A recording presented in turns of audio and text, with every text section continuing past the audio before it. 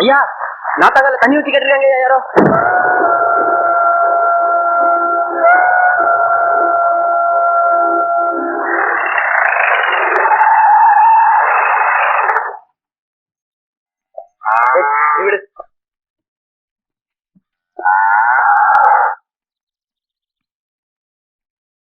வாப்பா வா, என்ன நல்லா இருக்கியா?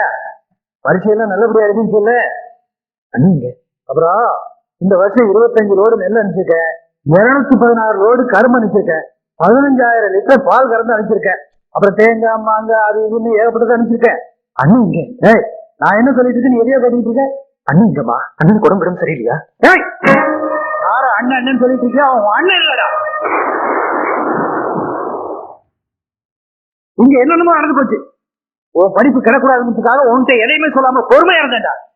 உனக்கு படிப்பை தவிர வேற ஏதாவது தெரியுமா? இந்த குடும்பம்னா என்னன்னு தெரியுமா? எனக்கு தானே தெரியும்.